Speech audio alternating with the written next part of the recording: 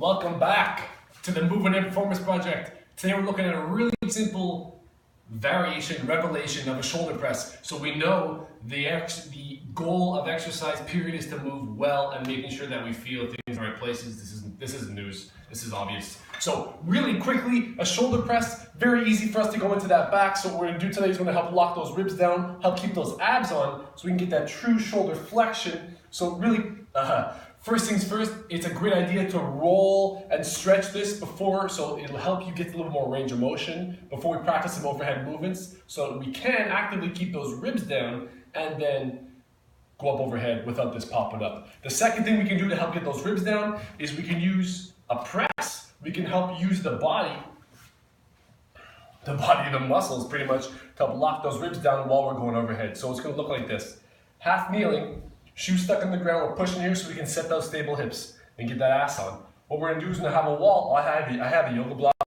You can use a squat rack, doesn't really make a difference. It's just something to push against somebody's hand even. So I'm pushing against here. What this will do, this drive will help keep those ribs down.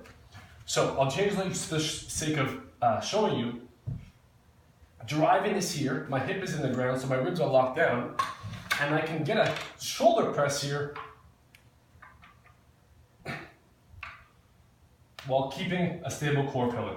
What will happen sometimes, I'll just show you from an angle, is the press, and these ribs will pop up right here, possibly because of instability. So the whole thought process behind this is, how do I automate the exercise? How do I move or create some external stimulus in a way that's going to help the athlete, the client, yourself, think less about so many things going on and think more about the actual press itself.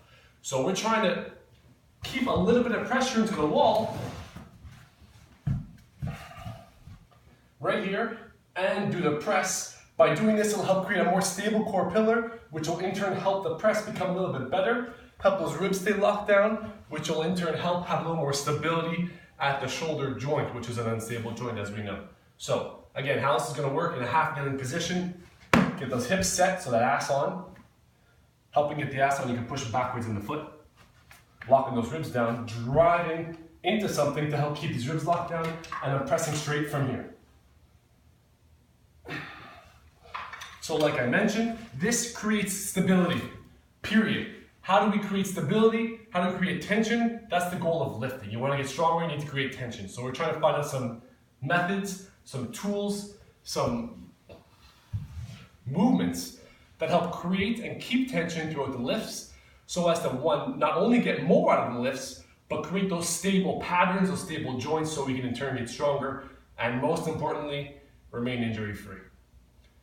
I would recommend really quickly on the rep ranges, I'd say you can do at least 10 reps on this one. Half kneeling position on start, mainly because it's most stable through here, driving into something to keep these ribs locked down. What this does is it engages the serratus. The serratus not only protracts the scapula, think of it this way, but also retracts the rib cage. That's something for later. Mvmnt Performance project. If you have any questions or comments, be happy to talk about this. This is just something I've experienced and works pretty well, surprisingly enough. Questions or comments, like I said, any day. See you tomorrow.